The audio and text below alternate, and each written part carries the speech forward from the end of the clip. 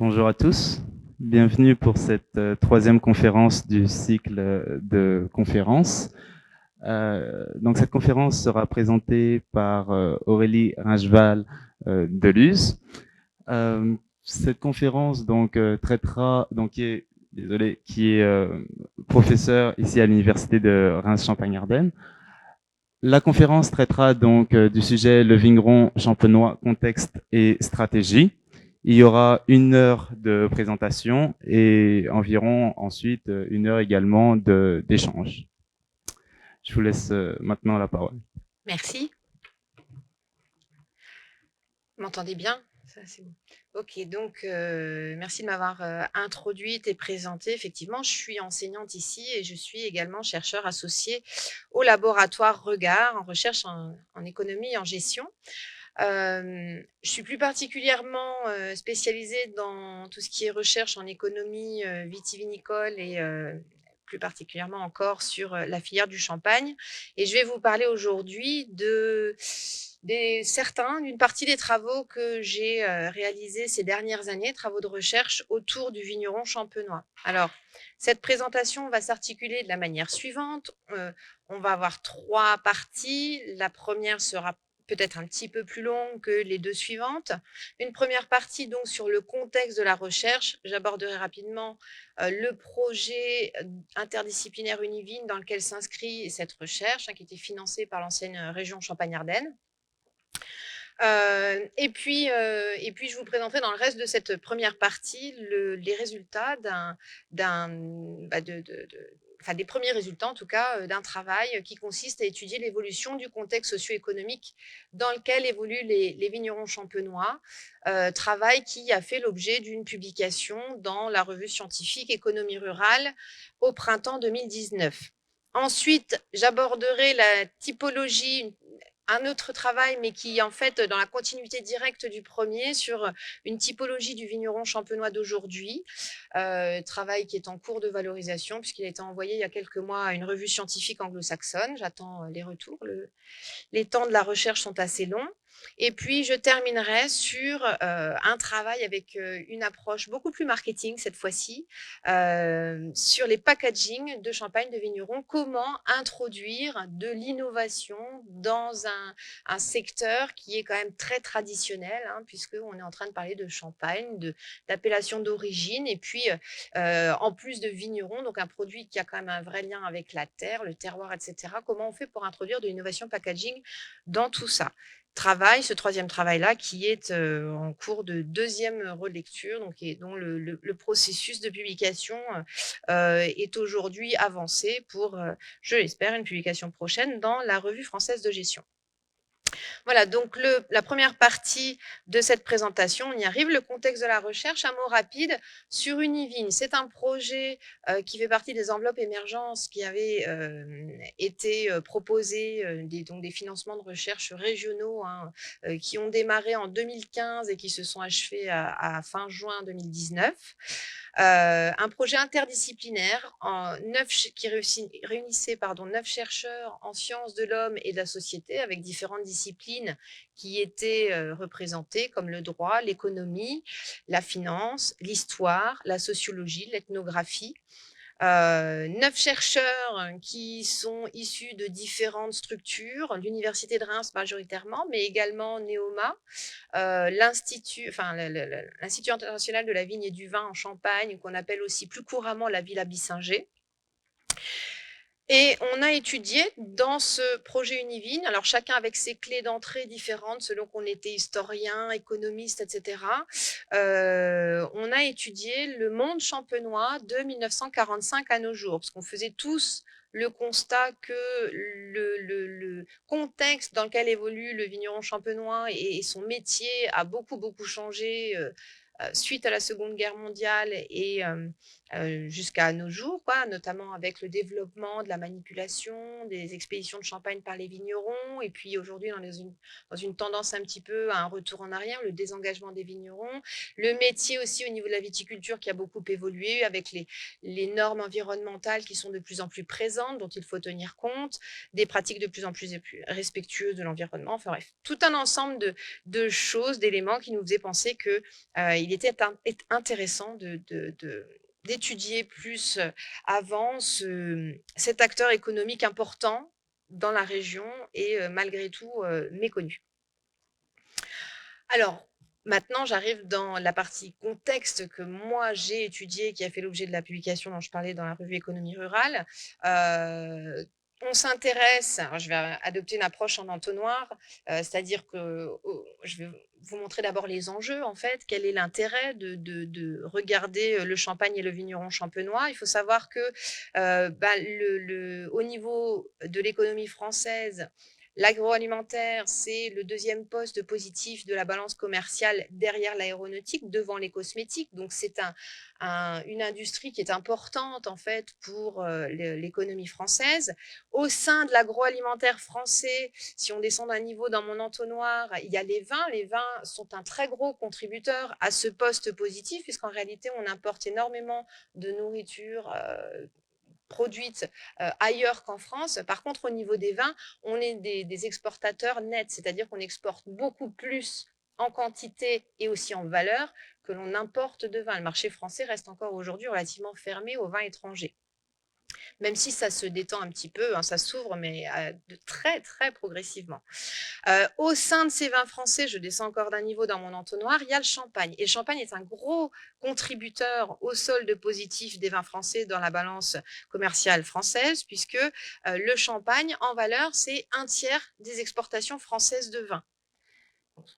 C'est un acteur important pour les exportations. Ce tiers est à ramener à une superficie qui est relativement modeste, puisque le vignoble champenois ne représente que 4% du vignoble français. Donc, vous voyez, on a un premier décalage important, 4% du potentiel de production, mais un tiers de la valeur produite à l'exportation. Donc, déjà là, avec ce décalage, on peut subodorer un niveau de valorisation qui est quand même beaucoup plus important en Champagne que dans les autres bassins viticoles français.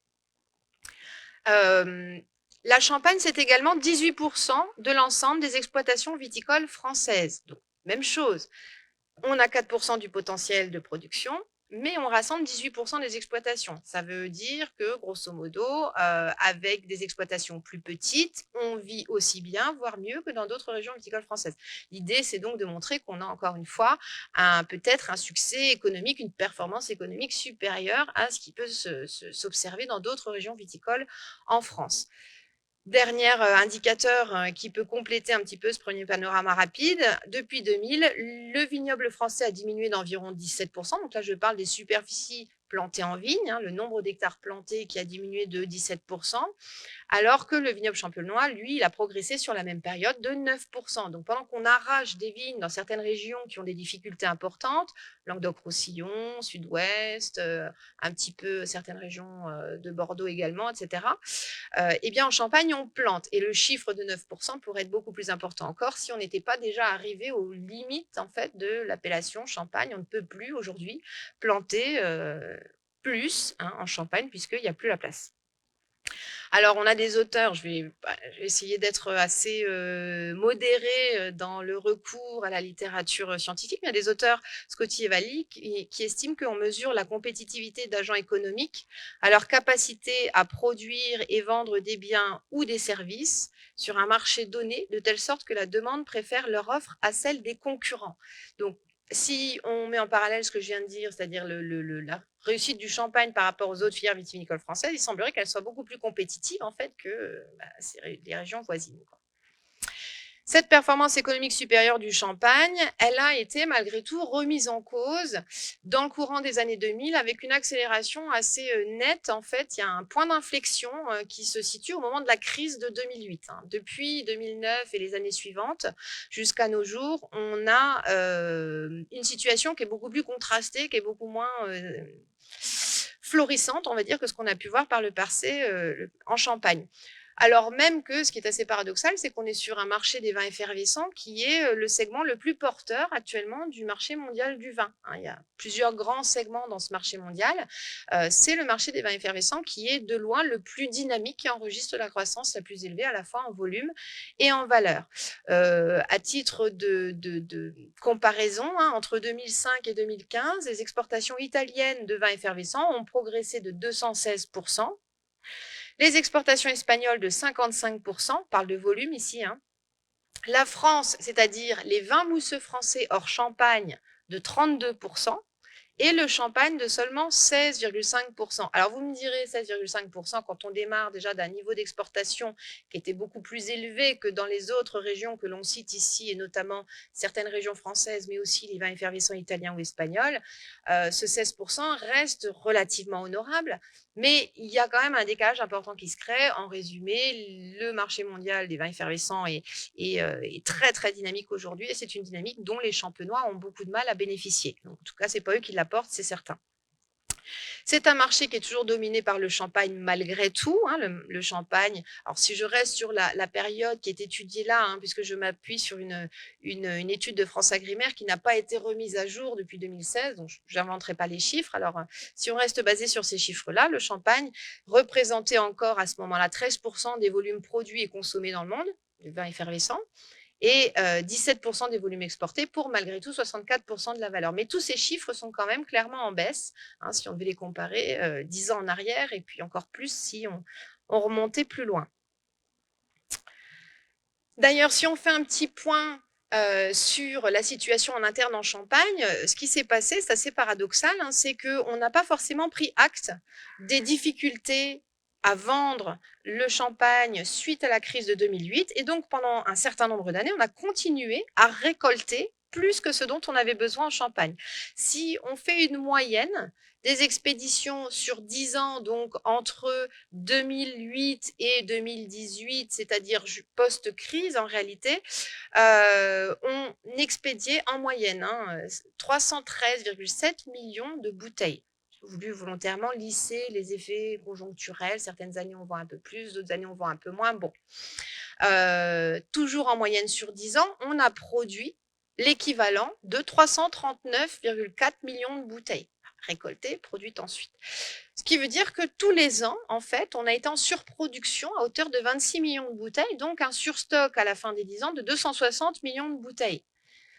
Ce qui est assez paradoxal, puisqu'en fait, on a mis très longtemps à ajuster les volumes récoltés à la vendange par rapport à cette nouvelle situation où les exportations et les expéditions de manière générale de champagne n'évoluaient plus de manière aussi dynamique que précédemment dans les années 2000. Les années 2000 à 2007 ont été de très belles années.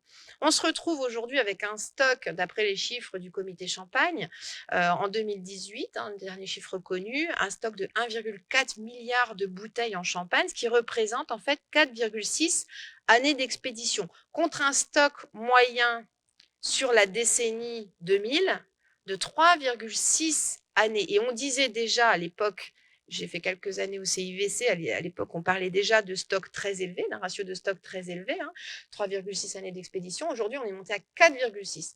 Ça veut dire quoi ? Ça veut dire tout simplement qu'en fait, aujourd'hui, les caves sont pleines. On a moins besoin de récolter du raisin à la vendange parce qu'en bout de chaîne, on a plus de mal à vendre les bouteilles. Or, on est en train de parler des vignerons. J'y arrive. Vous imaginez que le vigneron, la vente de raisin à la vendange, c'est quand même une grande partie de son gagne-pain. Il en a besoin. Moins de pression sur le marché interne et ça va durer. Ça veut dire qu'on a aujourd'hui des rendements qui sont tendanciellement très inférieurs à ce qu'on a pu connaître quand tout allait bien dans le milieu des années 2000. Et cette situation va perdurer. Si on regarde les évolutions sur la période 2007, évolution des expéditions sur la période 2007 à 2017, j'ai fait exprès de prendre 2007 puisque c'était une année record des expéditions en volume en Champagne. On était arrivé à 338 millions de bouteilles, donc record absolument inégalé dans l'histoire du Champagne par rapport aux chiffres qui ont été tout récemment publiés, ces frais de jeudi dernier par le CIVC pour les expéditions 2019. Eh bien, ce recul des volumes, il impacte tous les opérateurs, les maisons, les vignerons, les coopératives, mais vous voyez, d'après mes chiffres sur la diapo, que ce sont de loin les vignerons qui sont plus touchés par ce recul des expéditions, à la fois en volume et aussi en valeur. Les maisons, elles perdent en volume, moins 4,6%, mais en valeur, elles ont réussi à progresser plus 12,6%. Donc, les maisons, en fait, en économie, on parlerait de changement de paradigme. Les maisons ont arrêté de favoriser la croissance des volumes à tout prix pour aller sur de la croissance en valeur, c'est-à-dire qu'on monte les prix moyens, on essaye d'ajuster également, bien sûr, un certain nombre d'éléments. En marketing, on parle de marketing mix. On choisit les plus jolis réseaux de distribution. Au niveau du produit, on va essayer de valoriser les cuvées haut de gamme, etc. On monte le prix moyen, on refait le packaging. Bref, c'est tout un ensemble de choses que les maisons ont fait et elles sont finalement à la fin plutôt gagnantes puisque c'est pas le chiffre des volumes n'est pas le plus important ici, c'est clairement le chiffre de la valeur. Du moment que leur chiffre d'affaires progresse, elles sont pas en danger économiquement, bien au contraire. Par contre, les vignerons connaissent un recul de leur volume et de leur valeur et donc ça c'est beaucoup plus inquiétant évidemment. Ça peut s'expliquer notamment par l'évolution du marché français puisque les vignerons sont très exposés au marché français, hein, et le marché français, sur la période, a reculé de 22% en volume et de 10% en valeur. Donc, on a un vrai déclin du marché français. On a un vrai déclin aussi du marché britannique suite à l'annonce du Brexit. Donc, depuis 2016, ça se passe plus très bien en Grande-Bretagne. Par contre, les marchés qui sont en croissance, on les retrouve en dehors de l'Union européenne. Donc, c'est des marchés qui sont un peu plus compliqués pour les vignerons, évidemment, qui n'ont pas forcément toutes les compétences pour réussir à développer le grand export. Donc, les vignerons sont les plus touchés par cette évolution des expéditions. Alors, si on fait un focus sur le vigneron champenois, aujourd'hui, le vigneron, c'est toujours 90% du vignoble. C'est-à-dire que 9 hectares sur 10 en Champagne appartiennent à des vignerons champenois. On a 15 700 exploitations viticoles en Champagne. L'exploitation moyenne, elle est de 2 hectares, mais en réalité, c'est une moyenne qui cache une vérité très disparate, puisqu'on a 56%, je crois, des exploitations qui font moins de 1 hectare. Donc, on peut parler d'exploitation non professionnelle, dans le sens où les gens sont double actifs et qu'une partie importante de leurs revenus vient de leur activité extérieure. Malgré tout, on a quand même 4 153 vignerons qui vendent leur propre champagne, soit qu'ils sont coopérateurs, ils récupèrent le champagne à la coopérative une fois qu'il a été pressuré, vinifié, etc. Soit qu'ils sont récoltants manipulants et donc ils ont leur propre capacité de production. Malgré tout, ces vignerons-là sont soumis à des contraintes de plus en plus fortes et on enregistre depuis 2000 une baisse permanente du nombre de vignerons expéditeurs. En moyenne, c'est à peu près 50 vignerons qui, tous les ans, se désengagent de la commercialisation de champagne. Donc, arrêtent définitivement, à un moment ou un autre, de vendre du champagne. Alors, il faut savoir que le vigneron, il peut être intégré verticalement. La notion d'intégration verticale, elle est à rapprocher de la notion de filière. Qu'est-ce que c'est qu'une filière? C'est un ensemble d'acteurs qui concourent à l'élaboration d'un produit final et à son acheminement jusqu'au consommateur. Ah, donc, la filière du vin, en l'occurrence, elle est composée des 3 V, entre guillemets. Donc, on a en amont la vigne qui correspond à l'étape de production de la matière première. Notre matière première, c'est le raisin. Ensuite, on a le vin, donc c'est l'étape de transformation. On vinifie le raisin, il va devenir du vin. Et la troisième étape, hein, le marché aval, on va vendre le vin ou ici, en l'occurrence, le champagne. Alors, dans beaucoup de filières en France, le vigneron produit la matière première et ensuite vinifie. Et le négociant met en marché. C'est-à-dire que les négociants à Bordeaux ou dans un certain nombre d'autres régions vont acheter les vins aux vignerons en primeur, notamment si c'est à Bordeaux. Le vigneron continue d'élaborer son vin et ensuite le négociant l'achète, enfin finit de l'acheter entre guillemets, termine la transaction au moment de la livraison quand le vin est prêt et ensuite il le met en marché. En Champagne, on est sur une structure totalement différente de ce qui se pratique dans les autres filières vitivinicoles françaises. C'est que le vigneron, en majorité, fait du raisin, mais ne va pas ni le transformer, ni aller jusqu'au marché final.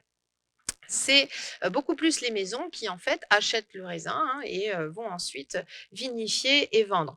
Sauf que, bien sûr, je le disais à l'instant, il y a encore en 2018, il y avait encore 4 153 vignerons qui expédiaient du champagne, ce qui veut dire que, bah, ceux-là étaient intégrés verticalement. On les voit apparaître sur, ces 3 différentes étapes. On imagine du coup qu'ils peuvent gagner de l'argent à chacune de ces 3 étapes, bien sûr, mais on va voir en fait que, toutes ces sources de revenus, hein, sont, aujourd'hui menacées par les évolutions récentes. On a commencé à en parler, au niveau de la vigne, des rendements qui tendanciellement, sont moins élevés que par le passé et vont continuer à être moins élevés. Quand je dis moins élevés, je parle d'un tiers moins élevé quand même, hein. On a connu des rendements à 15 500 kg/hectare en 2017-2018. Aujourd'hui, on est plutôt à 9 500, 10 000 kg/hectare, hein. Donc, c'est un tiers du revenu en moins à la parcelle, c'est quelque chose. D'autant qu'aujourd'hui, le foncier viticole en Champagne coûte extrêmement cher. Si on regarde un petit graphique qui montre l'évolution du prix d'un hectare de vigne en Champagne par rapport aux autres régions vitivinicoles françaises, là, ce sont les prix d'hectare de vigne AOC.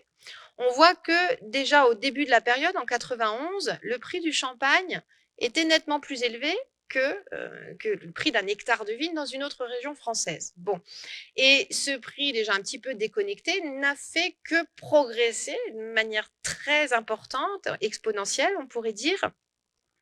Alors, à première vue, on peut imaginer que c'est quelque chose d'intéressant pour le vigneron, parce qu'en réalité, c'est son patrimoine qui devient très important. Finalement, les terres qu'il possède sont exactement les mêmes, ça n'a pas changé, mais leur valeur a progressé de manière très, très importante.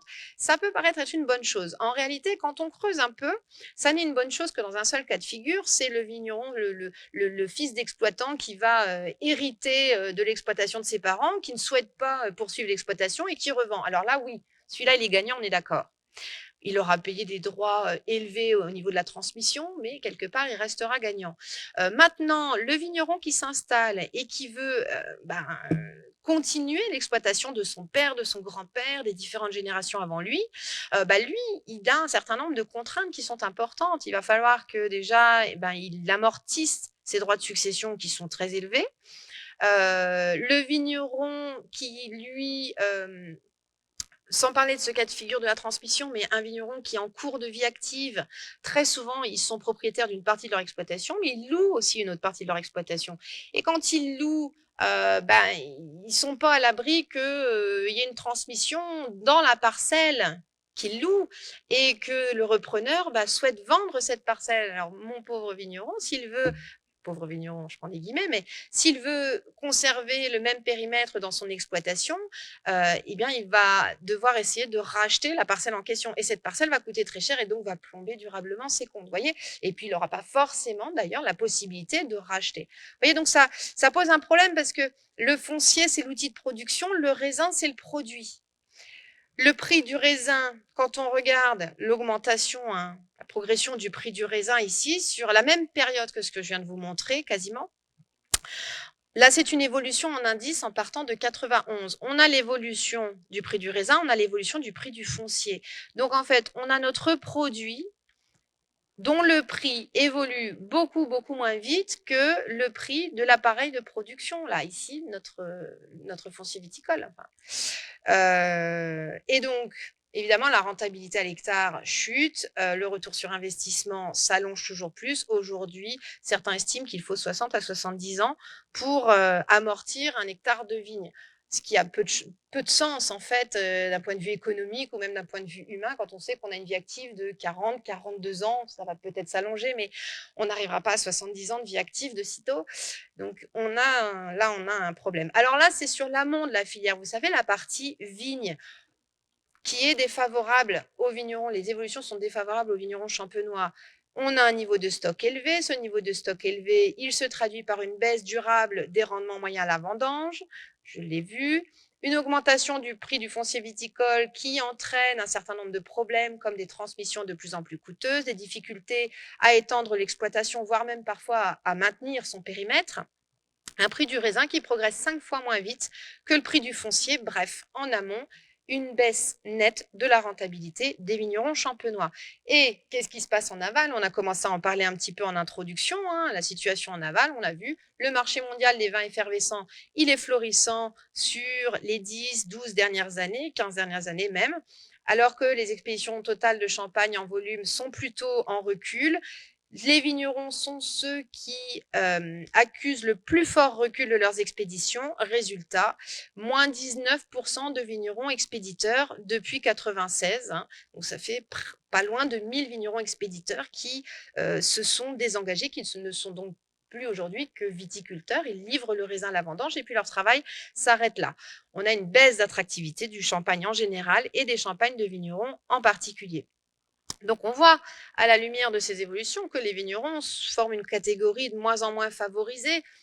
On peut d'ailleurs faire une liste, alors pas exhaustive, mais quand même relativement inquiétante, du nombre de risques que cette profession cristallise. Un risque financier, la baisse de rentabilité à l'hectare, on l'a vu, un prix de vente du champagne qui est trop faible. Ça peut paraître paradoxal ce que je vais dire, mais dans la deuxième partie de cette présentation, on va voir que j'ai interrogé un certain nombre de vignerons et j'ai réalisé à cette occasion-là que beaucoup ne connaissent pas leur prix de revient. Or, s'ils connaissaient leur prix de revient, ils réaliseraient qu'ils ne valorisent pas au niveau de la vente de champagne, au niveau de l'aval. C'est-à-dire que bien souvent, ils ont certainement un prix de revient qui est supérieur à leur prix de vente. Vous me direz, économiquement, ça n'a pas de sens. Je vous dirais, je suis d'accord, ça n'a pas de sens. D'après le CDER, il faut le prix moyen, enfin le coût de revient moyen d'une bouteille de champagne, selon, alors c'est une moyenne, encore une fois, ça dépend vraiment du profil des exploitations, mais on peut compter 14, 15, 16 euros parfois pour une bouteille. Et les vignerons dont je parle peuvent vendre à 12,50 € TTC. On a un vrai problème. Il y a un effet ciseau qui est très fort. Donc, on a une destruction de valeur, en fait, tout simplement en bout de chaîne. Les volumes de vente qui sont en baisse, une fiscalité qui, elle, est en hausse, évidemment. Et puis les coûts de production qui sont en hausse, puisque les intrants, hein, et ils le disent eux-mêmes, les vignerons, que les intrants, produits phytosanitaires ou autres d'ailleurs, sont toujours plus chers. Et malgré tout, ils ne pensent pas à répercuter ces évolutions de coûts sur leur prix de vente final, ou alors de manière extrêmement marginale, parce qu'ils ont très très peur de perdre leurs consommateurs, en fait, leur clientèle, tout simplement.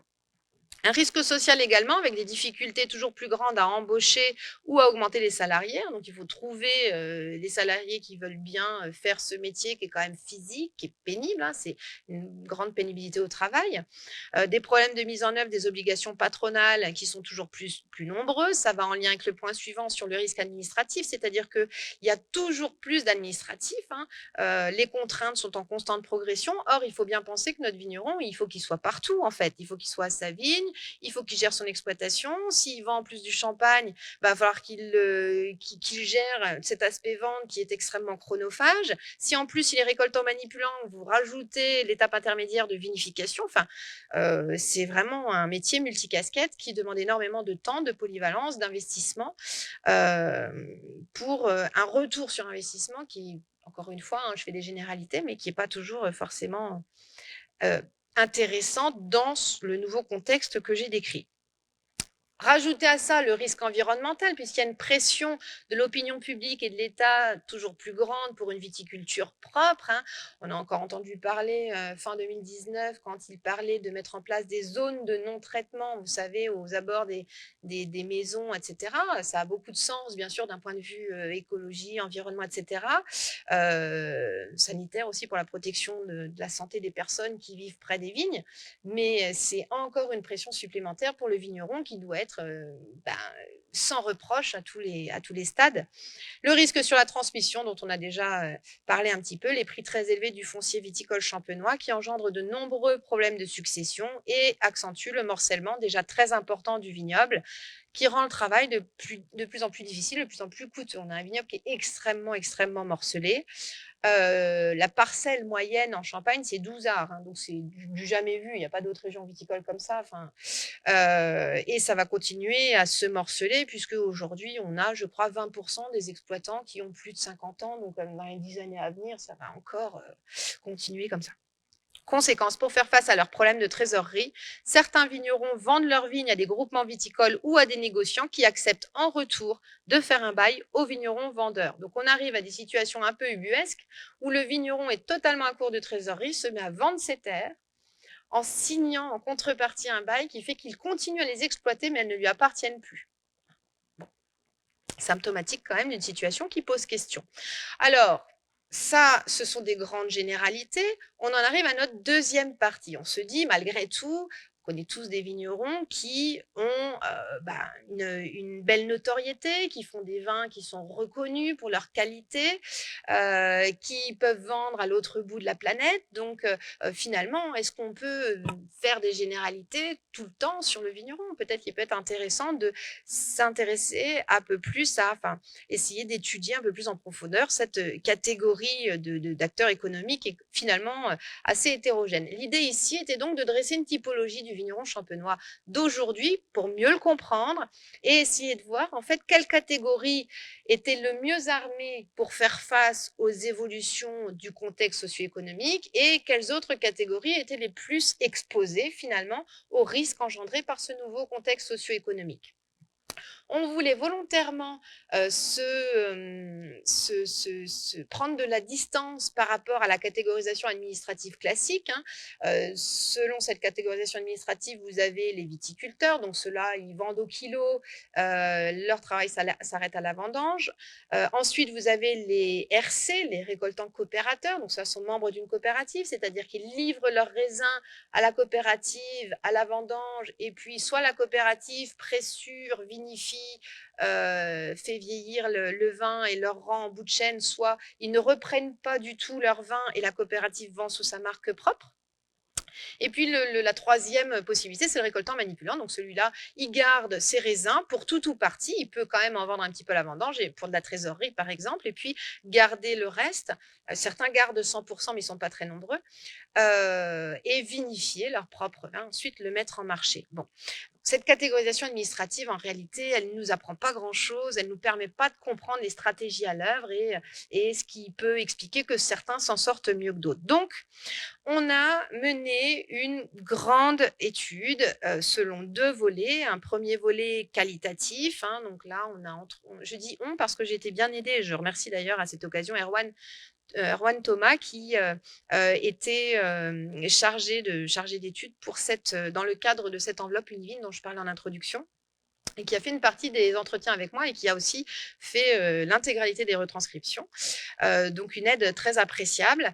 On a interrogé 43 vignerons différents, vigneronnes, des âges différents, des sous-régions viticoles différentes. On a essayé d'être le plus exhaustif possible.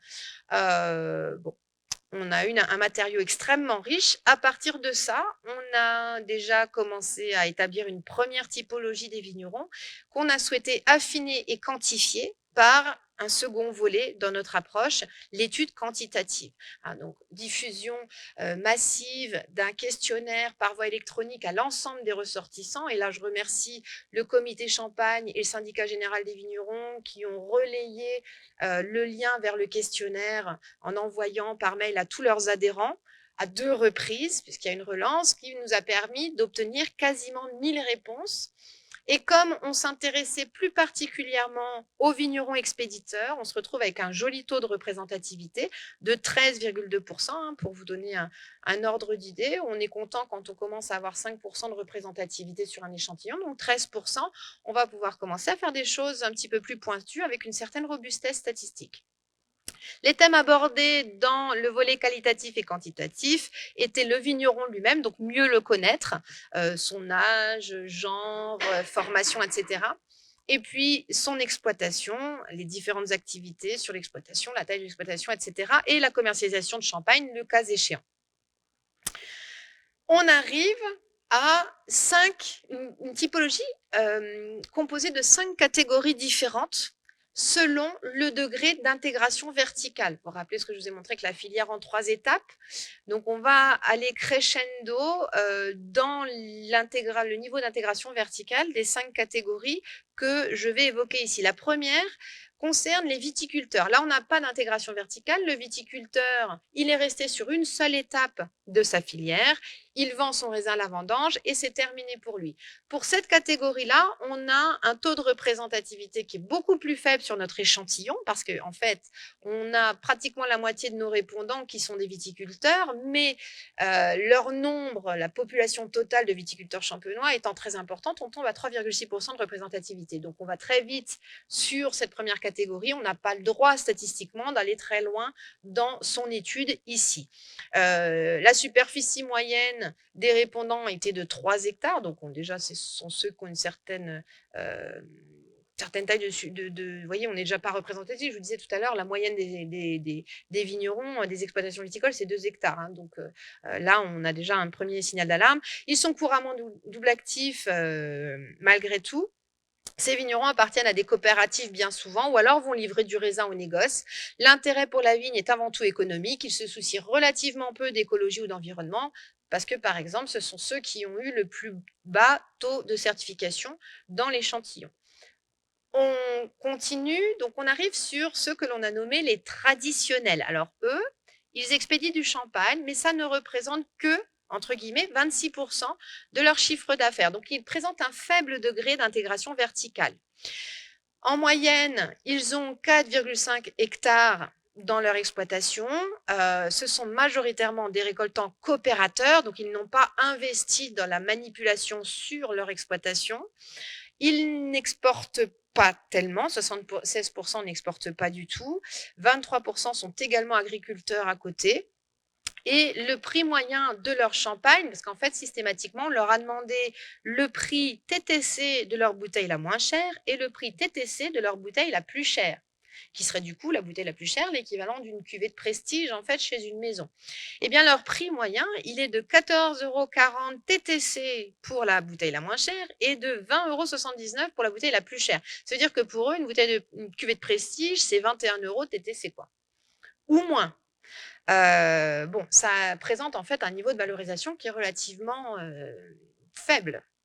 Sont avant tout des viticulteurs, en réalité, hein, dans la mentalité, quand on s'appuie sur les résultats de l'étude qualitative combinée à l'étude quantitative, sont avant tout des viticulteurs, donc rattachés, on pourrait dans la mentalité les rattacher à la catégorie précédente, mais eux travaillent sur des exploitations de taille réduite, comme ceux d'ailleurs de la catégorie précédente. Ils vendent du champagne malgré tout, peut-être plus par habitude ou tradition qu'avec une véritable volonté de développement. D'ailleurs, en général, ce sont ceux qui ont, ils déclarent systématiquement enregistrer une évolution négative de leurs expéditions de champagne. Troisième catégorie, les commerçants. Alors, ceux-là présentent un degré d'intégration verticale intermédiaire. Ils sont sur des exploitations déjà un petit peu plus grosses, hein, 6,7 hectares, majoritairement des récoltants manipulants. La vente de champagne représente 60% de leur chiffre d'affaires. Ils sont présents également à l'exportation. Pour 12%, ça reste modeste, mais quand même, il y a de l'export. Alors, c'est souvent de l'export dans l'Union européenne et souvent dans des pays limitrophes, voire même souvent dans des pays francophones, hein, la Belgique, la Suisse, etc. Il y a aussi un petit peu d'exportation en Angleterre, notamment.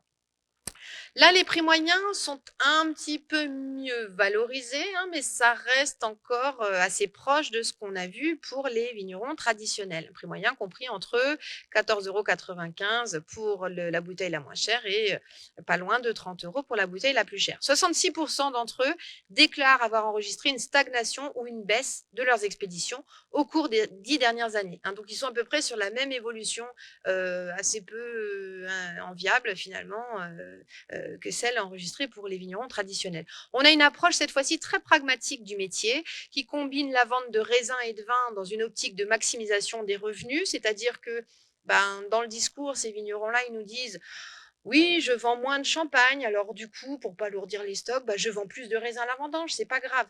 Ils ne se demandent pas forcément comment faire pour vendre moins de champagne. Ils prennent les choses comme elles viennent.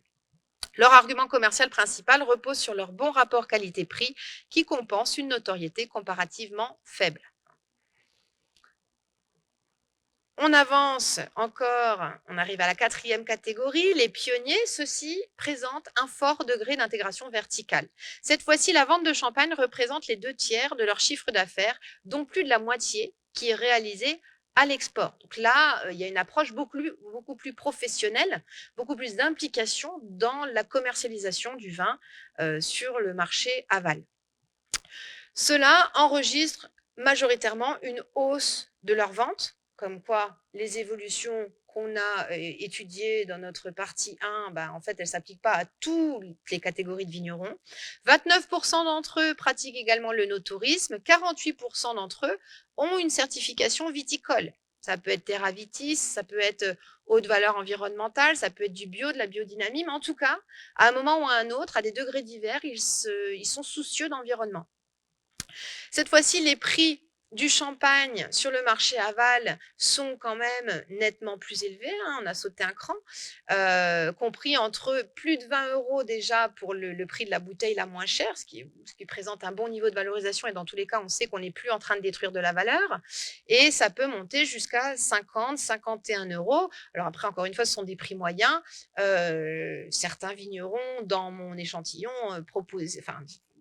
afficher des prix de vente bien supérieurs, avec un prix d'entrée qui démarre à 80 € et un prix de la cuvée de prestige à 300 ou plus. Bon, j'ai pris le soin de vérifier que c'était pas une erreur et c'était pas une erreur. Un vigneron bien connu. Donc cela porte le plus d'attention aux différentes étapes de la filière de production du champagne, à tous les niveaux. En réalité, ils sont extrêmement attentifs, ils sont très très impliqués. En amont, ils ont un fort taux de certification viticole. Au niveau de l'étape intermédiaire de la vinification, ils vont faire des choses qui sortent de l'ordinaire. Donc ils vont faire du parcellaire, par exemple, donc des champagnes qui sont faits à partir de telles parcelles. Vous savez que le champagne, à la base, c'est quand même un vin d'assemblage. Donc, quand on commence à faire du parcellaire, on sort des clous, entre guillemets.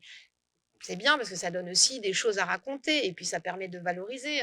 Il y en a qui vont faire du monocépage. Encore une fois, le champagne, c'est une histoire d'assemblage des cépages, des terroirs, des années. Donc, ceux qui font du parcellaire, du monocépage, du millésime, des choses comme ça, eux, ils sortent un petit peu du lot et ils savent valoriser ces choses-là. Ils valorisent d'ailleurs par tous les moyens. Ce sont ceux qui déclarent le plus dans notre échantillon avoir un site internet dédié, soit qu'ils vendent pas, mais en tout cas, ils ont un site internet pour présenter leur champagne. Ils ont majoritairement aussi déclaré avoir revu leur packaging au cours des 10 dernières années. Ils investissent en communication, ils participent à des salons de promotion, ils développent des réseaux à l'export. La qualité de leur vin est reconnue et ils ont souvent un bon niveau de notoriété internationale auprès des connaisseurs et des experts. Donc cela, à mon sens, de nos 4 catégories qu'on a vues jusqu'ici, sont ceux qui semblent le mieux armés, évidemment, pour valoriser leur vin et donc pour poursuivre, voire même développer encore, l'aspect commercialisation de leurs produits.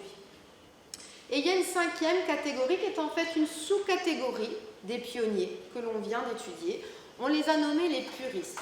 Alors ceux-là peuvent avoir jusqu'à 100% d'intégration verticale, c'est-à-dire que de leur raisin à vendange, ils gardent tout et ne vendent rien, ni en coopérative ni au négoce, pour tout vinifier et tout vendre sous la forme de champagne qui va être très valorisé. Alors, ce n'est pas une catégorie qu'on a réussi à faire ressortir dans notre méthodologie. Pour la typologie, je vous ai un peu épargné les détails. On a fait une analyse en composantes multiples, une ACM, suivie d'une classification ascendante hiérarchique. Donc bon, je ne vais pas aller trop loin dans ces choses-là. J'en profite d'ailleurs pour remercier Isaac Cueto, doctorant ici, qui m'a bien aidé dans ça, dans l'analyse de données. On ne pouvait pas les faire ressortir, ceux-là, dans notre typologie, parce que numériquement, ils sont trop peu nombreux, en fait, tout simplement. Donc, statistiquement, ce n'était pas robuste. Par contre, on en a eu quelques-uns dans notre approche qualitative. Donc, on en a interviewé quelques-uns. Et puis, la presse professionnelle les connaît, les met en lumière assez régulièrement. Donc, on sait que cette catégorie-là, elle existe. Ou plutôt, cette sous-catégorie-là, elle existe. Donc, de quoi on parle ici? On parle de gens qui ont des exploitations de taille modeste à moyenne, avec des moyens humains malgré tout limités, si on compare même à des petits négociants, en fait, mais qui font état d'une approche particulièrement consciencieuse à toutes les étapes de la production du champagne, dans la vigne ainsi que dans l'élaboration des vins, avec une volonté marquée de valoriser leur production à un prix moyen supérieur à celui de certaines maisons de champagne renommées. Ces vignerons cherchent à bâtir une notoriété forte pour leur marque, ainsi qu'un réseau de commercialisation développé en France et surtout à l'étranger, puisqu'on a vu que le marché français était plutôt sur le déclin et dans tous les cas, c'est compliqué de vendre des champagnes bien valorisés sur le marché français. Ces vignerons-là sont également bien identifiés auprès des journalistes et experts du monde du vin. Ils sont peu nombreux, mais ils existent. On tenait à les intégrer à notre catégorie, à notre typologie. Si on fait un petit tableau récapitulatif de nos résultats, une synthèse avec nos 5 catégories, eh bien, on retrouve 5 catégories en fonction du degré d'intégration verticale, et puis qu'on étudie systématiquement la présence ou pas d'avantages concurrentiels, le risque principal éventuellement encouru par ces vignerons, et puis essayer de se projeter, d'estimer leur évolution. Est-ce qu'ils sont sur le déclin aussi? Est-ce qu'ils sont amenés à se développer? Eh bien, on a les viticulteurs, alors eux, bon, degré d'intégration verticale, il n'y en a pas du tout. Ils ont malgré tout un avantage concurrentiel, c'est qu'à la base, leurs investissements sont relativement limités, en tout cas, non à investir que, entre guillemets, dans le foncier. Mais on a vu que ce n'était pas forcément un petit morceau, le foncier. Mais enfin, quand on hérite et qu'on doit assumer la transmission, ça représente un coût, malgré tout, mais un coût moins important que si on doit investir dans une cuverie, dans des caves pour stocker le champagne pendant 3 ans, etc., etc. Donc, puis les coûts de la commercialisation qui sont également non négligeables. Le risque principal, par contre, des viticulteurs, c'est d'avoir des revenus qui sont très dépendants des rendements. Et on a vu que là, les rendements sont durablement réduits, autour de 10 000 kilo-hectares. Ça dépend des années, mais voilà. J'ai vu une analyse comptable dont je peux difficilement révéler la source aujourd'hui, mais qui dit que pour une exploitation moyenne de 5 hectares, il faut un rendement à 10 500 kilos pour commencer à être rentable. Donc l'année dernière, on a fait 9 500 par exemple. Les traditionnels présentent un faible degré d'intégration verticale. Je n'ai pas réussi à identifier d'avantages concurrentiels pour les traditionnels. Un risque, par contre, qui est clair, c'est la perte de temps et d'argent dans la commercialisation de champagne. Ces gens-là détruisent de la valeur. Donc, évidemment, évolution estimée, à mon sens, ils vont plutôt se désengager de la commercialisation de champagne et venir renforcer les viticulteurs en nombre. Les commerçants présentent un degré d'intégration verticale intermédiaire et présentent également un bon rapport qualité-prix. Donc, ils arrivent encore à peu près à vendre leur champagne. Malgré tout, on a vu qu'ils enregistraient une baisse sur les 10 dernières années. Le risque principal ici, c'est des investissements importants au niveau des capacités de cuverie, de stockage et de l'activité de commercialisation. Des difficultés à valoriser leur production, donc j'estime encore une fois que leur nombre est plutôt amené à diminuer. Alors peut-être pour venir renforcer les rangs des viticulteurs, peut-être aussi que certains vont passer un cap et essayer de se rapprocher de la catégorie des pionniers. Pionniers qui, eux, présentent un degré d'intégration verticale relativement fort et leur avantage concurrentiel, c'est leur réseau de distribution développé. Je n'ai pas vraiment identifié de risque principal ici parce que ceux-là sont beaucoup moins dépendants des rendements à la vendange dans la mesure où ils arrivent, une partie importante, on l'a vu, les 2/3 de leurs revenus dépendent de leur vente de champagne et en plus, ils arrivent à bien valoriser ce champagne. Donc, et il y a une demande pour les champagnes de vignerons. Alors, pas trop en France, les champagnes de vignerons valorisés, je veux dire. La demande en France est modeste. Dans l'Union européenne, il y a une demande, mais c'est surtout au grand export que ça se développe. Les puristes qui présentent un très fort degré d'intégration verticale, qui ont des produits connus, dont la qualité est connue et reconnue. Donc ceux-là, on estime qu'ils vont certainement continuer sur leur lancée. Il n'y a pas de raison qu'ils diminuent. Maintenant, savoir si le rang des puristes peuvent s'accroître, c'est pas certain parce que après tout, est-ce qu'il y a une demande pour des champagnes à 150 € la bouteille de petits vignerons? Elle existe, mais quelle est la taille de cette demande? On ne sait pas trop en réalité. Bien, et je terminerai avec la troisième partie de cette présentation, donc une approche un petit peu différente, mais qui est quand même complémentaire malgré tout. Jusqu'ici, j'ai une approche très économique. Là, je vais parler un peu plus en termes marketing. Mais vous allez voir que c'est quand même lié, hein. L'idée, c'est de chercher à venir introduire de l'innovation au niveau du packaging pour accompagner en fait ce besoin de valorisation du champagne et en particulier chez les vignerons champenois, hein, on sait que, ben, dans les mentalités de manière générale, le packaging est parfois vu comme quelque chose d'assez secondaire. On ne veut pas investir dans ces choses-là. Or, quand on veut continuer à vendre aujourd'hui, ça peut être intéressant d'avoir des packagings au goût du jour. Alors au niveau de la méthodologie, on a abordé la chose avec une approche. Donc là, j'ai travaillé avec mon collègue Louis-César Ndion, maître de conférence en marketing à l'IUT. On a une approche sémiotique qui permet d'explorer les structures d'un discours. Donc en fait, on est sur du discours, à la fois le discours dans le packaging, mais aussi du dire d'expert, on va le voir. On a pris 100 bouteilles de champagne de vignerons bruts sans année, BSA. C'est pour avoir une base de comparaison, en fait. Donc, on est resté dans la gamme des différents champagnes. Tout le monde a au moins un brut sans année. Donc, on est resté sur des comparaisons de différents bruts sans année de vignerons choisis selon 3 critères. Donc, une représentativité régionale. Les différentes sous-régions de la Champagne sont présentes dans notre échantillon. L'ancienneté des vignerons, donc certains qui sont là depuis longtemps et d'autres qui ont repris l'exploitation plus récemment. Et puis, selon la catégorie également, selon que les vignerons en question étaient récoltants coopérateurs ou récoltants manipulants. On a construit une grille d'observation selon la méthodologie de Sellé de 2016. On a, dans cette grille d'observation, regardé différents éléments du packaging, donc le facing de la bouteille, en fait, hein. Déjà, la mise en page et la composition. Donc, quels éléments sont présents, pas présents, hein. Vous voyez, il y a l'étiquette sur une bouteille, mais en haut de la bouteille, vous avez aussi la coiffe. Parfois, vous avez une collerette, parfois, vous n'avez pas la collerette, d'autres fois, vous avez un blason qui se rajoute au milieu, etc. Donc, les différents éléments, les couleurs qui sont également utilisées, alimentaires, non alimentaires, la typographie, les illustrations de manière générale sur les étiquettes, que ce soit des arabesques, des blasons, des logos ou autres. On a ensuite triangulé nos résultats au moyen d'interviews d'experts, hein. Donc, on a interrogé 14 experts différents, donc soit des institutionnels du monde du champagne, notamment issus du comité champagne, des managers en charge de marketing dans des maisons ou autres, des professionnels ayant acquis une expérience du champagne comme catégorie de produits. Donc, on est allé voir des agences de communication, mais aussi des communicants freelance, hommes ou femmes d'ailleurs.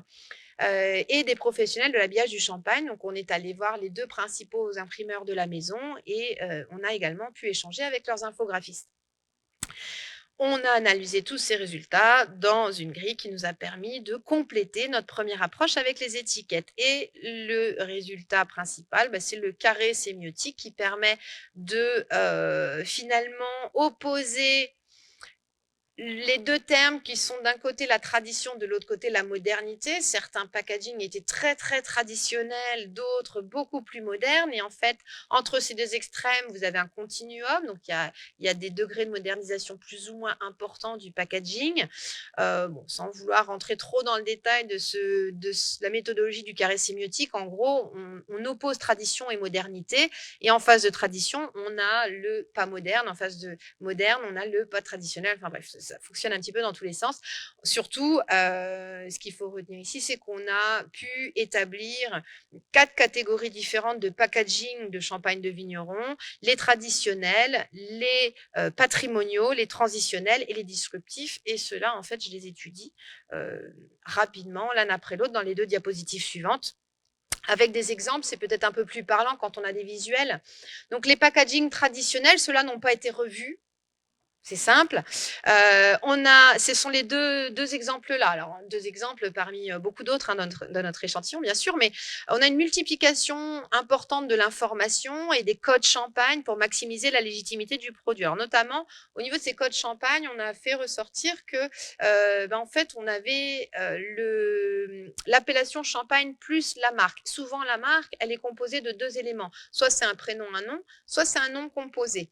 Et ça, en fait, cette appellation champagne plus la marque représente ce qu'on peut appeler le code champagne, hein, d'après les infographistes qu'on a pu rencontrer. Et également, la présence beaucoup de dorures. Alors, certaines fois, c'était argenté, mais le plus souvent, c'est quand même le doré. La couleur or, très, très présente. Vous voyez sur la coiffe, hein, les coiffes qui sont vous la voyez ma flèche? Oui. Les coiffes qui sont voilà, beaucoup d'or et puis beaucoup d'or également sur l'étiquette principale. Là, il y a un certain nombre d'illustrations qui sont dorées également. Bref, donc on est sur une multiplication d'informations qui cherche à donner une forme de légitimité au produit qui est censé se vendre tout seul, hein. On rattache le produit à un univers de référence royal, luxueux, et cetera. Ça marchait probablement il y a 20 ans. Aujourd'hui, moins sûr. Les packagings patrimoniaux, donc ceux-là, ils sont peut-être un petit peu modernisés par rapport aux traditionnels. On respecte les codes champagne, on en conserve quand même un certain nombre, mais il y a une première épuration, en fait, simplification du packaging. Hein, voyez, là, par exemple, il n'y a plus la collerette au milieu. Là, elle reste la collerette, mais vous voyez que la coiffe, elle est moins longue. Donc, ça fait une bouteille qui est finalement peut-être un peu moins lourde aussi. L'étiquette principale est beaucoup moins chargée. Du coup, elle est aussi beaucoup plus lisible. Mais on a gardé des dorures, on a gardé champagne en assez gros, même si là, vous ne voyez pas forcément très, très bien. Bon, on a gardé quand même un certain nombre de codes champagne. On avance avec les packagings transitionnels. Alors là, on est allé encore un peu plus loin dans la modernisation du packaging du champagne. On a des étiquettes notamment, vous voyez, qui sont de taille clairement plus réduite, qui ont d'ailleurs tendance à être verticales. Alors, elles restent rectangulaires dans une grande, grande majorité des cas. Mais avant, les traditionnels et les transitionnels, les patrimoniales, pardon, sont très souvent rectangulaires horizontales. Là, on est plutôt sur du rectangulaire vertical, donc un produit qui, en plus, est censé être plus dynamique, plus un champagne d'apéritif, plus élancé. Bon, on a encore beaucoup plus épuré, la coiffe est encore plus courte, etc. On a beaucoup moins d'éléments dorés. En général, là, il n'y a plus qu'un seul élément doré, hein. C'est un petit logo stylisé. On est passé du blason, vous savez, le blason qu'on voit souvent avec l'emblème de l'ancienne région Champagne-Ardenne, les deux lions et puis la couronne. Ça, on le retrouve beaucoup, beaucoup dans les packagings traditionnels. Beaucoup moins, les transitionnels ne l'ont plus en fait, hein. Eux, ils vont souvent avoir un espèce de logo à eux, travaillé, stylisé, souvent à la base, sur la base de leurs initiales d'ailleurs, hein, l'initiale de la marque de champagne en question. Et puis, la dernière catégorie sont les packagings disruptifs, où là, on a une vraie rupture avec les codes champagne, une vraie recherche d'originalité, hein, donc on casse tout, hein. Vous voyez, par exemple, là, on a l'étiquette Casanova, donc il n'y a plus de doré. Champagne est écrit vraiment en petit. Casanova, c'est pas du tout le nom de la personne qui élabore ce champagne, hein. Elle s'est dotée d'une vraie stratégie de marque, en réalité, avec la forme de l'étiquette qui, du coup, rappelle les masques de la Commedia dell'arte, donc le lien avec Casanova. Bref, on casse pas mal de codes ici. Et puis, vous voyez que la coiffe est quand même beaucoup plus courte, noire, etc. Ou alors, un exemple assez différent de champagne disruptif, c'est la marque de champagne by Fernand. On voit peut-être pas très bien ici, mais vous voyez, on a un champagne, enfin, le packaging est tout orange. En plus, pour l'avoir vu en vrai, c'est du fluo, hein, ça pète vraiment. Alors, vous me direz, ça fait son effet dans un rayon, on le voit, il ressort. C'est vrai. On casse vraiment les codes. On cherche plus du tout à se rattacher à l'univers du champagne. On cherche vraiment à avoir une singularité, une personnalisation beaucoup plus poussée de la marque et du produit, en fait. Alors, on peut placer ces 4 différents packagings sur le continuum présent, où on voyait le packaging traditionnel plutôt du côté tradition, avec une fonction référentielle selon la terminologie utilisée par Dano, donc en marketing. L'idée, c'est qu'on a un discours textuel qui est prédominant, avec l'objectif d'apporter des informations sur le produit, hein, donc beaucoup, beaucoup d'éléments, une étiquette très chargée, un packaging très chargé, et puis des éléments visuels qui complètent pour rattacher le produit à son univers de référence, donc toutes les dorures, blasons, arabesques et autres. La deuxième catégorie, le packaging patrimonial, avec plutôt une fonction expressive. Donc, on cherche à véhiculer une certaine représentation du luxe auquel est associé le champagne, évidemment, notamment au travers de la couleur or que l'on conserve, mais dans des quantités moins importantes. On a aussi certaines mentions sur l'étiquette, comme des mentions facultatives, où on va mettre que le vigneron il est installé depuis tel temps de temps, etc. Et on va quand même conserver soit le blason, soit mettre un logo. Le packaging transitionnel avec une fonction plutôt poétique. Donc là, on est sur une esthétique plus minimaliste. On a vraiment simplifié au maximum le packaging pour privilégier plutôt la lisibilité et on conserve un minimum de code champagne, mais vraiment le strict minimum. L'idée étant de coller aux tendances de packaging actuelles pour impacter positivement la qualité perçue par le consommateur et donc aussi sa volonté d'acheter et puis sa capacité à mettre un prix peut-être plus élevé. Et le packaging disruptif, donc celui-là a plutôt une fonction métalinguistique au sens de Dano, c'est-à-dire qu'on rompt avec les codes traditionnels du produit dans un but de distinction des concurrents. C'est pas grave si on n'appartient plus visuellement à la catégorie du champagne, du moment qu'on continue à l'écrire dessus, et puis ça suffira et on cherche des consommateurs particuliers. Alors, si je dois résumer, et j'en ai presque, c'est ma dernière diapositive, les résultats, les stratégies d'innovation qui sont derrière ces 4 catégories. On a une stratégie de continuité. Donc là, il s'agit, vous voyez, c'est l'exemple là, il s'agit de respecter le caractère authentique d'un produit. Donc, si on revoit le packaging, soit on le revoit pas du tout, soit on le revoit, mais de manière extrêmement minimaliste, on touche presque à rien. Et il y a des vignerons qui sont dans cette tendance-là, hein, nous ont dit les imprimeurs et infographistes. Donc, un produit très ancré dans sa région et riche d'un certain patrimoine que l'on cherche à mettre en avant. Après, la stratégie de marché, donc c'est une stratégie d'innovation qui va chercher à surfer sur des tendances longues du marché, une demande particulière. L'exemple que j'ai mis là, c'est le champagne Reliance. On a un packaging ici qui fait très bourguignon, en fait, avec notamment le nom de marque qui se trouve décentré tout en haut à droite, écrit en rouge. Donc là, on casse certains codes, mais par contre, on continue à garder l'aspect champagne qui est rappelé sur notamment la coiffe, etc.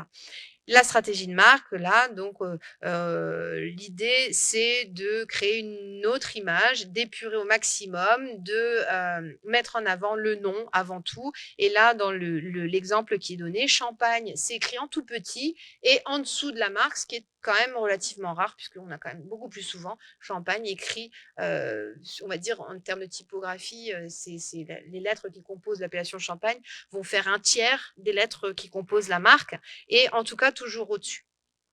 Donc voilà. Je vous remercie de votre attention. J'espère n'avoir pas été trop beaucoup d'informations. Et puis, si vous avez des questions. Merci.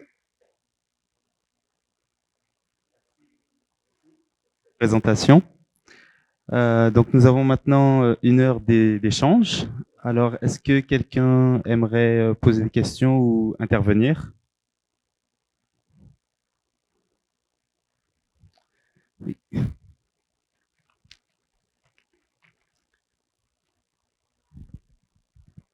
Merci. Est-ce que certains vignerons n'auraient pas intérêt à avoir une stratégie de prix plus basse?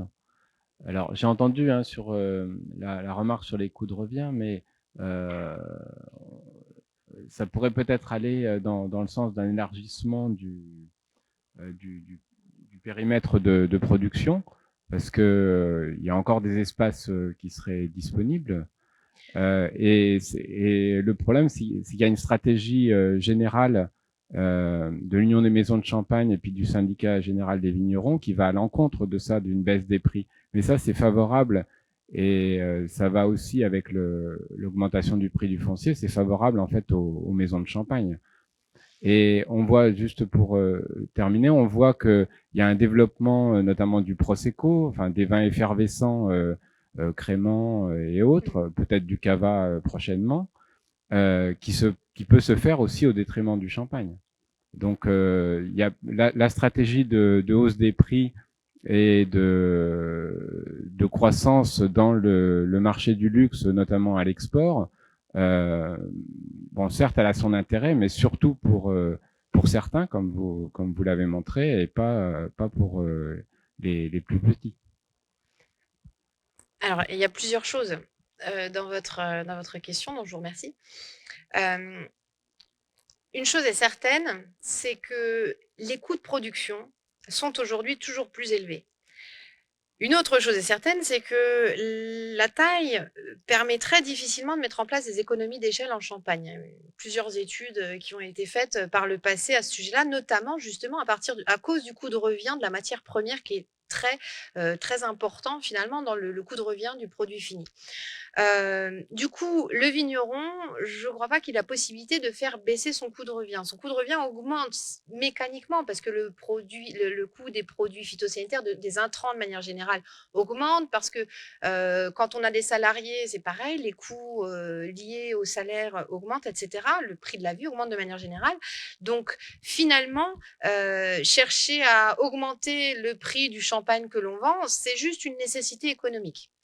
Maintenant, bien sûr, un certain nombre de vignerons ont peur de faire ça parce qu'ils pensent qu'ils vont perdre leur clientèle. Mais en réalité, quand on voit qu'il y a un effet de ciseau ou peut-être certains d'entre eux ont un coût de revient supérieur à leur prix de vente, ils détruisent de la valeur. Alors dans ces cas-là, est-ce qu'ils n'ont pas intérêt à se désengager? Moi, j'ai pas de parti pris, hein, je pose la question. D'un point de vue économique, ça n'a pas beaucoup de sens de perdurer dans une activité si on reste à ces niveaux de prix et de valorisation où on détruit de la valeur en réalité, parce que c'est un travail fabuleux de vinifier, de mettre en marché, c'est beaucoup de temps et d'investissement pour finalement peut-être perdre de l'argent. Est-ce que ça présente un intérêt? Alors après, jusqu'où on peut développer la valorisation? Est-ce qu'on a un marché très important pour une bouteille à plus de 20 euros TTC? Ça, je ne sais pas. En l'occurrence, il est clair que le marché français est clairement sur le déclin. Ouais, tout à fait. Après, il y avait une autre partie de la question au tout début où vous parliez de d'étendre. C'est pas possible, hein, c'est vraiment complètement planté aujourd'hui l'appellation Champagne. Alors par contre, si. Par contre, j'ai lu récemment le discours de Maxime Toubard, le président du syndicat général des vignerons, là, qui s'est prononcé en janvier, qui disait que le dossier de révision de l'aire d'appellation, qui très probablement mènera à son extension, mais on parle bien de révision dans un premier temps, normalement, il aboutit courant 2020. Donc, peut-être que de nouvelles terres seront plantables prochainement.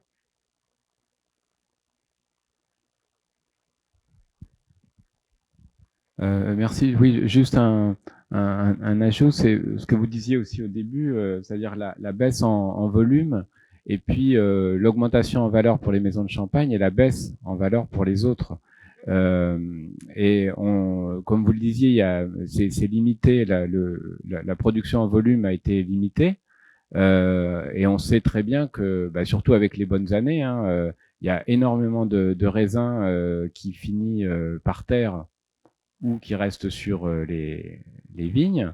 Donc en fait, il y a, même sans augmenter le périmètre de l'appellation, on pourrait déjà récolter plus. Et en fait, il y a quand même une stratégie un peu malthusienne de la part des maisons de champagne, mais bon, le syndicat aussi, mais je pense que ça pourrait être revu avec deux catégories enfin 2 ou 3 ou 4 catégories de prix différents.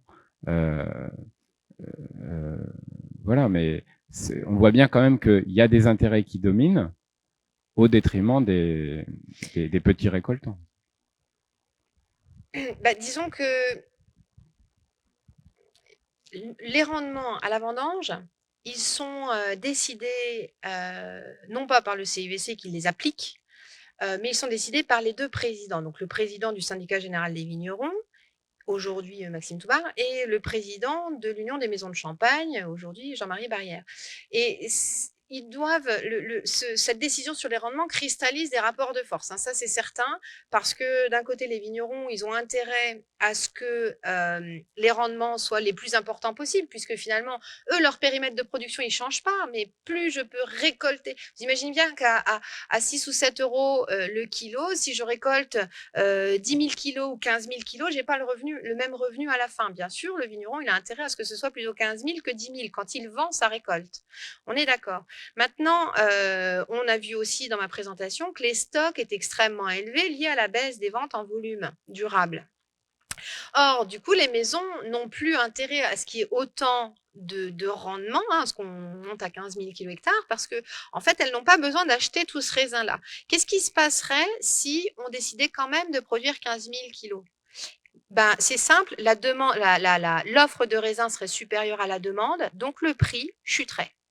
Donc les vignerons n'ont pas non plus vraiment intérêt, quand on réfléchit comme ça, à ce que le rendement soit très élevé. S'il y a un vrai besoin, si en aval de la filière, les ventes de champagne se repartent de plus belle, les stocks vont commencer à diminuer et là, oui, on va à nouveau avoir besoin de plus de raisins, hein. Mais en l'occurrence, là, avec 1,4 milliard de bouteilles en stock, c'est du jamais vu.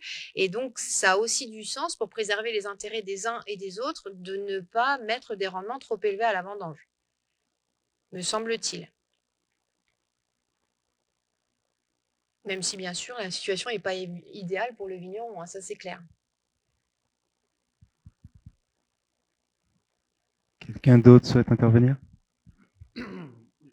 Est-ce qu'il n'y a pas un retour finalement aux sources, c'est-à-dire aux origines du vigneron qui se faisait exploiter par les grandes maisons? Parce que, enfin, je sais pas, est-ce qu'au niveau de la taille des exploitations, pendant un temps, ils visaient en fait à augmenter la taille avec notamment un tas de contraintes juridiques au niveau des pressoirs, etc., pour finalement faire la bascule, quoi. Soit tu devenais un exploitant qui commercialisait son vin, soit tu restais un simple exploitant. Et d'après ce que tu es en train de nous montrer, là, j'ai l'impression que on va revenir en fait aux vignerons qui se faisaient exploiter au XVIIIe, XIXe siècle, non? Alors après, le vigneron champenois, il travaille dur, mais il gagne aussi sa vie, hein. Il est peut-être moins malheureux que dans certains autres vignobles français ou dans le monde.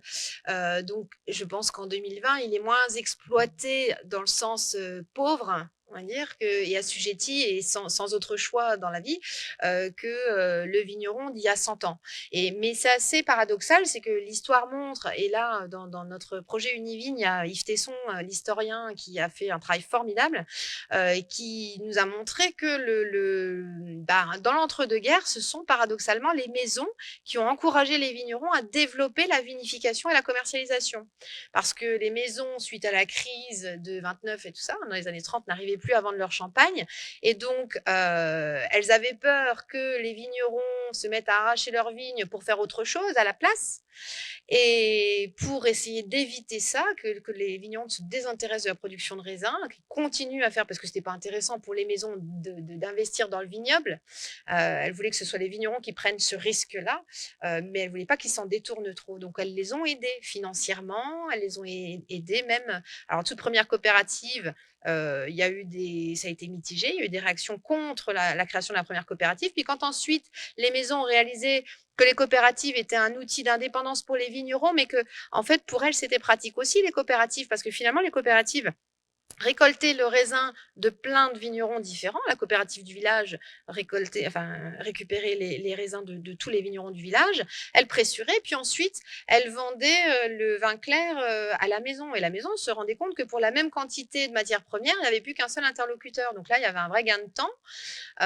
Et puis ça permettait aussi d'avoir un pressoir dans le village. Donc, on pressurait beaucoup plus vite le raisin. Donc, finalement, le vin était de meilleure qualité puisque le raisin mûr en Champagne voyage très mal, hein. Il faut le pressurer le plus vite possible pour ensuite le transporter sous la forme de vin clair. Enfin, voilà, peur de tacher sinon le vin.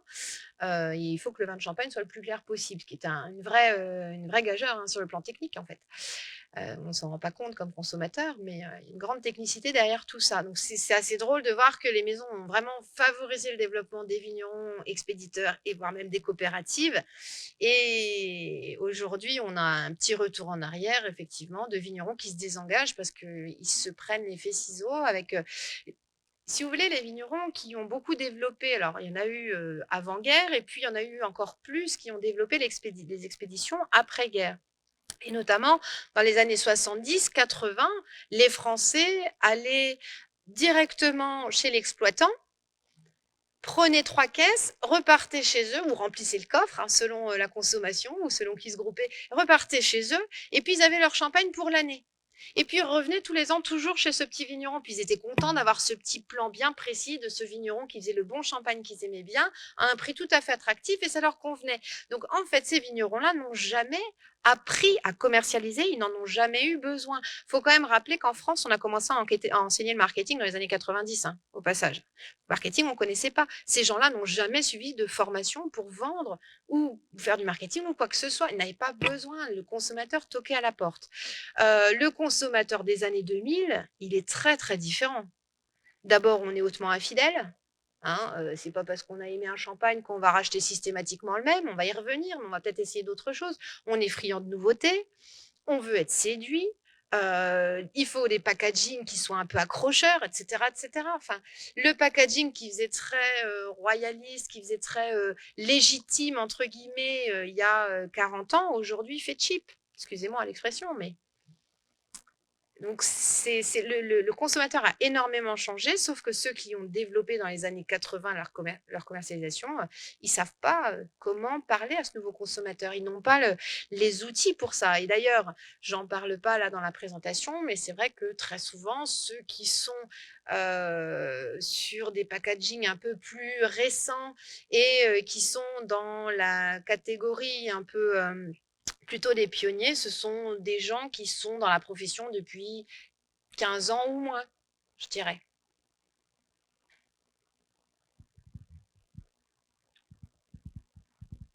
Une autre intervention?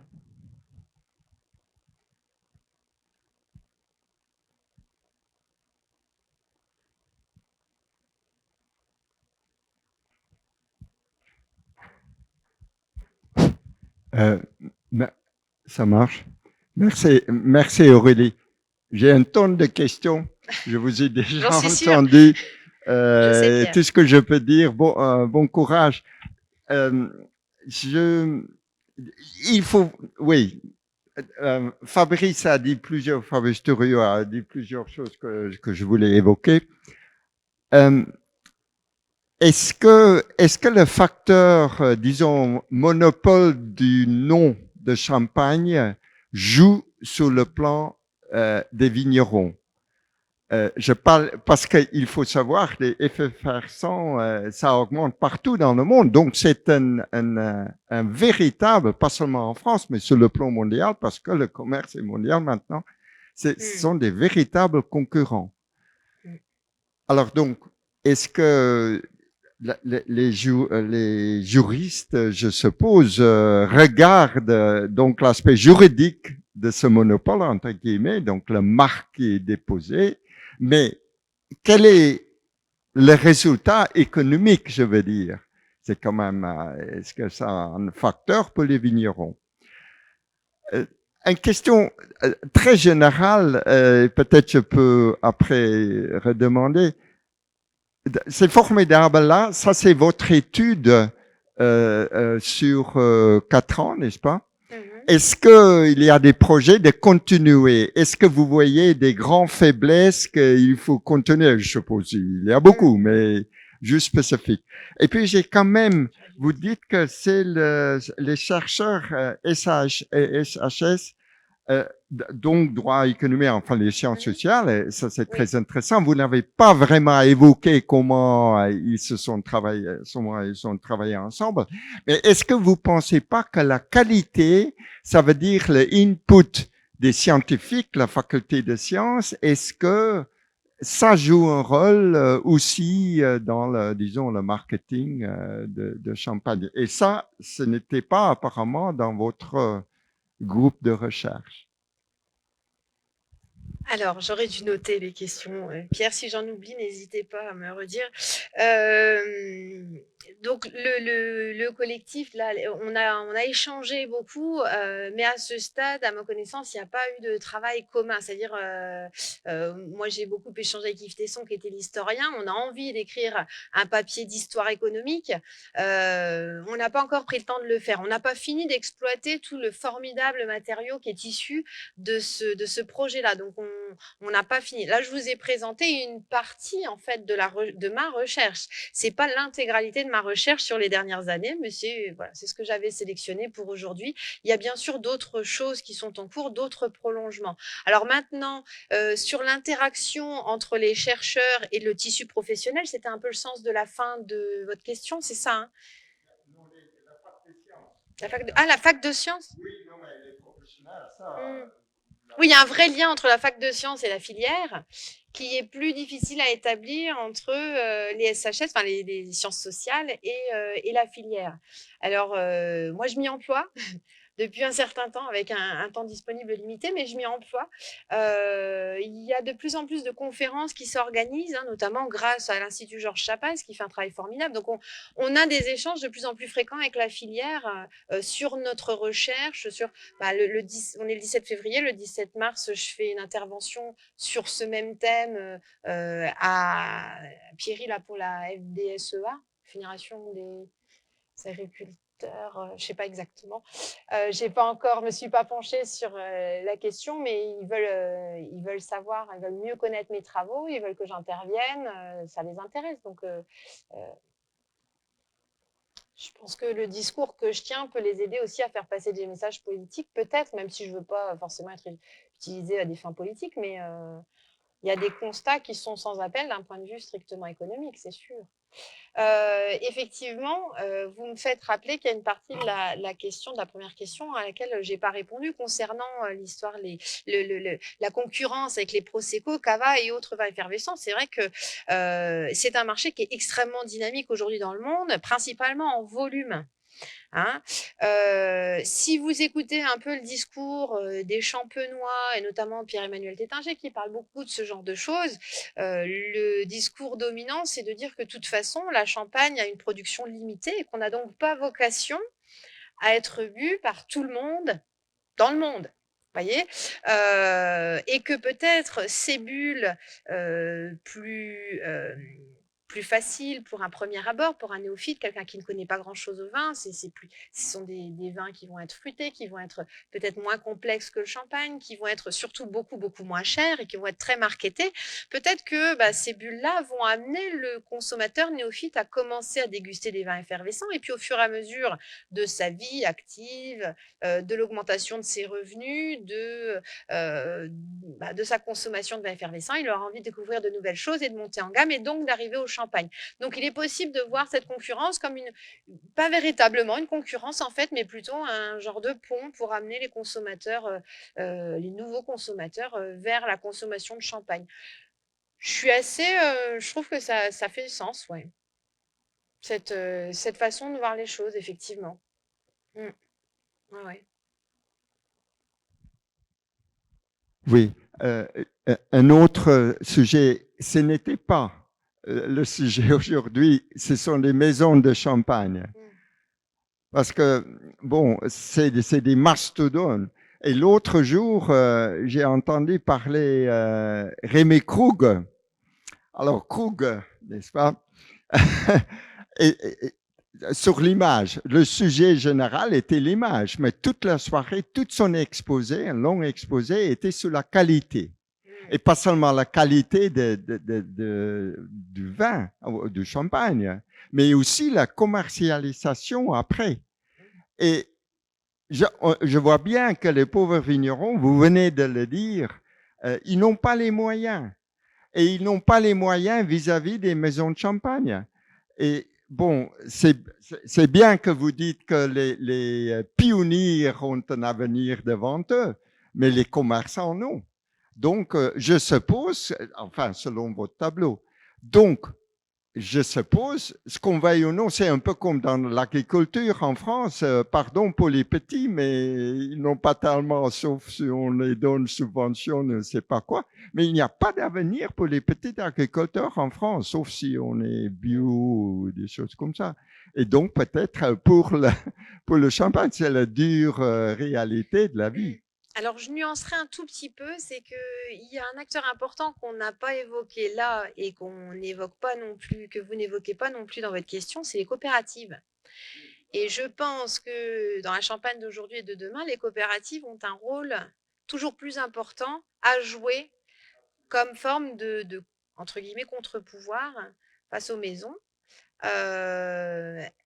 Leur position est quand même, il y a un certain nombre d'avantages concurrentiels à être une coopérative en Champagne aujourd'hui, notamment parce qu'il y a un accès privilégié à la matière première, hein, de par le nombre de vignerons coopérateurs, et puis également parce que maintenant les coopératives de plus en plus se sont professionnalisées dans le développement de leurs expéditions, dans la vinification. Si vous regardez aujourd'hui les palmarès des 100 meilleurs champagnes, tous ces palmarès qu'on a au moment de Noël, vous savez, qui sortent dans plein de magazines différents ou sur beaucoup de sites internet, on ne le voit pas forcément, hein, c'est pas écrit hein, que c'est une coopérative sur l'étiquette, c'est écrit tout petit, c'est marqué CM, on ne le voit pas sur le packaging. Mais on a très souvent des champagnes de coopératives qui apparaissent dans le top 100, dans tous les top 100. Donc, il y a un gros travail qui a été fait sur la qualité des vins et maintenant, ils se professionnalisent, je vous le disais, au niveau de la commercialisation. Donc, ils débauchent parfois des gens issus de maisons de champagne pour développer l'export notamment, développer les aspects de communication. Ils dégagent des budgets toujours plus importants pour ces deux aspects-là, communication, expédition. Et du coup, finalement, ils adoptent une stratégie qui est quand même très proche de celle des maisons de champagne, tout en ayant un accès privilégié à la matière première. Donc, c'est un interlocuteur différent des maisons qui quand même redonne du poids aux vignerons parce que une coopérative, c'est un système, c'est une structure issue de l'économie sociale. Donc, un homme égale une voix. Donc, les coopérateurs participent finalement à la vie et aux grandes décisions de leur coopérative. Et ils peuvent ainsi maintenir des exploitations même à des tailles assez modestes. Je peux beaucoup, mais vous savez, vous êtes au courant de Champagne Céréales, n'est-ce pas? C'est un multinational maintenant, mais peut-être un jour on aura un coopératif multinational. Mais Pierre, aujourd'hui, c'est une coopérative qui fait la marque de champagne la plus vendue en France. Le marché français est le plus gros marché du champagne. Et la première marque, c'est Nicolas Feuillatte. C'est une coopérative. C'est une super coopérative, certes, mais c'est une coopérative. C'est la troisième marque de champagne la plus vendue dans le monde. Donc, on ne peut plus dire aujourd'hui que les coopératives sont quantité négligeable. Et Feuillatte n'est pas tout seul à se développer. Donc, ouais, il y a un contre-pouvoir qui s'est organisé, effectivement. Est-ce que face à l'augmentation du prix des intrants, il y a un développement des pratiques écologiques? Alors, on n'a pas utilisé les pratiques écologiques comme variable déterminante dans la réalisation de la typologie. D'accord? Mais on avait 9 variables discriminantes, ça n'en faisait pas partie. Hein. Parce qu'on était vraiment sur l'intégration verticale, donc pourcentage de chiffre d'affaires dans les ventes totales, etc. C'était des choses qu'on a utilisées comme variable discriminante. Maintenant, une fois qu'on a eu notre typologie, on a regardé quelles étaient les pratiques culturelles des uns et des autres, et notamment en termes de certification, puisque c'était voilà, c'est un élément chiffré, donc non discutable. Combien ont déjà une certification? Effectivement, on se rend compte que les pionniers, par exemple, ont un degré de certification viticole qui est beaucoup plus important que les autres catégories. Donc, c'est pour ça que ceux-là, ils ont un profil un petit peu... c'est un peu les pépites, entre guillemets, de notre typologie, parce qu'ils font vraiment les choses à fond de A à Z dans leur filière. Alors, c'est un très gros travail avec beaucoup de métiers différents, de casquettes différentes à porter pour la même personne. Souvent, c'est pas une personne, c'est souvent une histoire de couple. Voire maintenant, ce sont les enfants qui reprennent, le frère fait ci, la sœur fait ça, vous voyez. En général, il y en a un qui se spécialise dans la production, l'autre qui se spécialise dans le marketing, communication, expédition, pour que ça fonctionne, parce que c'est quand même des métiers qui sont différents et ça demande beaucoup de temps et de compétences. Mais oui, effectivement, les générations, les pionniers en tout cas, sont clairement plus sensibles à ça. Pratiquement une exploitation sur 2 dans notre échantillon a été certifiée. C'est aussi lié à l'enseignement, puisque maintenant, de toute façon, il faut passer par un lycée viticole pour s'installer. Les lycées viticoles ont tous intégré dans leur enseignement des pratiques respectueuses de l'environnement. Donc, après, le vigneron a plus ou moins de sensibilité par rapport à ça, mais je pense qu'un certain nombre anticipent aussi que le marché le demande et demandent à ce que le produit qu'ils consomment soit respectueux de l'environnement. Et puis, il y a aussi des normes, hein, le zéro intrant ou pesticide, je ne sais plus précisément, mais à l'horizon 2025 ou 2030, ils savent que de toute façon, ils doivent tous tendre vers ça, avec ou sans certification. D'autres questions? On peut à nouveau donc applaudir Aurélie Ringevall-Delus. Merci à vous.